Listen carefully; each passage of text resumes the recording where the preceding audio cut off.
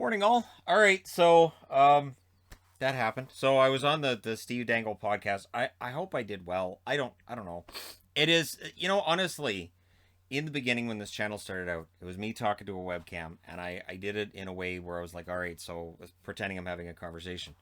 And part of it too was that I have family in different parts of the country that I haven't seen since I was like 3 years of age. So and I know some of them watch my videos, and I thought, this is great. So I'll just pretend I'm talking to family, friends, and that. And I've still kept that vibe going to the point where I don't really think about how big the channel is. I look at the numbers and go, cool, and I push it aside. So when things like this morning happen where it's like, hey, these people want you on a podcast, people are going to watch it, it's weird. It's really, really weird.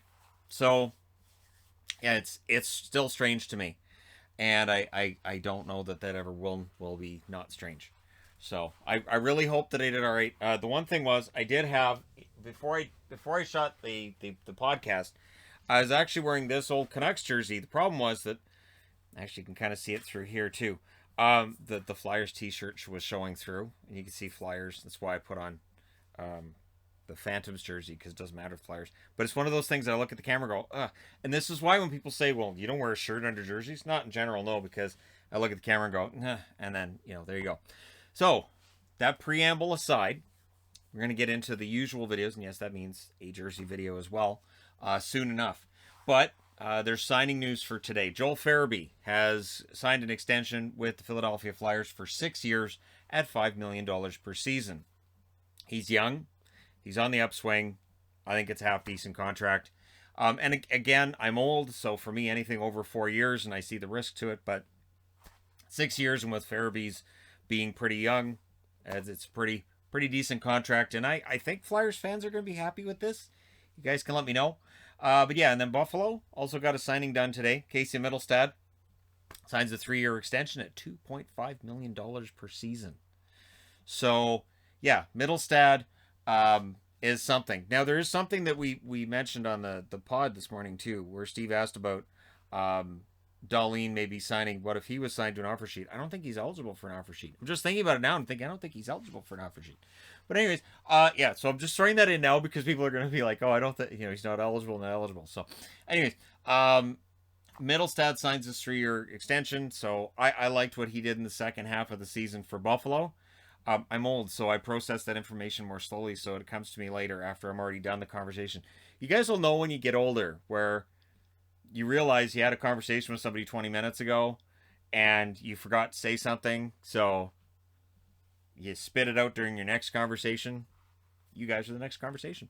All right, Chicago news. Connor Murphy, when asked about Jonathan Toews, he says Toews looked fantastic during off-season workouts, which is good because the mysterious illness that took him out for a whole season, a lot of Chicago's ability to bounce back into that playoff position that they're coveting is helped dramatically by Toews being back. It also will come down to, I think, Kirby Dach being able to take that next step too offensively. But if Toews is good to go and if he can play this year, and as long as he can play a full season, and again, it's this whole mysterious thing going on with him. They haven't confirmed whether or not he's going to play to start the season. But if he is good to go, that makes a huge difference for Chicago. Zach Parise did confirm yesterday that there's a deal in place, just hasn't been filed yet. What I find funny is that was posted right after I put on the board that, Parise's headed to the Islanders. And I picture it as somebody going, hey, so this guy on YouTube, this guy, he said that you're going to the Islanders. Yeah, no, he's right.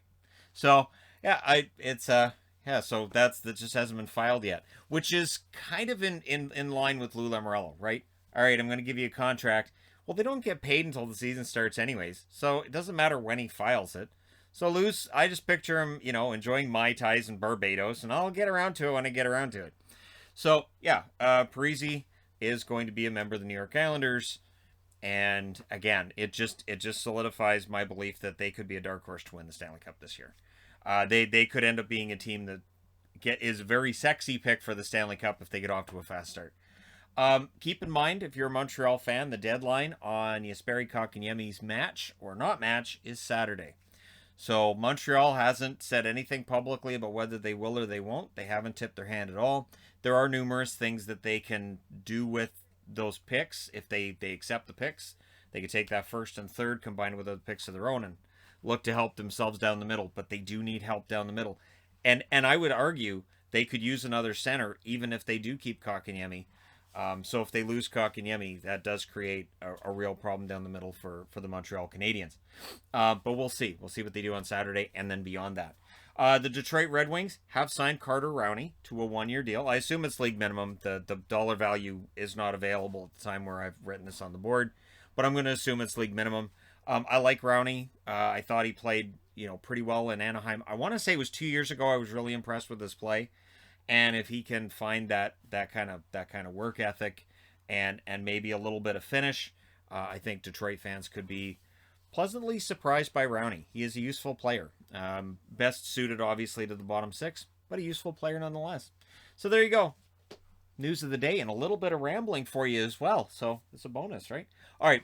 Let me know your thoughts in the comment section below regarding any of these items. Don't forget to hit like and subscribe if you're browsing your way through. You just happen upon this video. Thank you guys so much for watching, for all your support. I will talk to you again soon.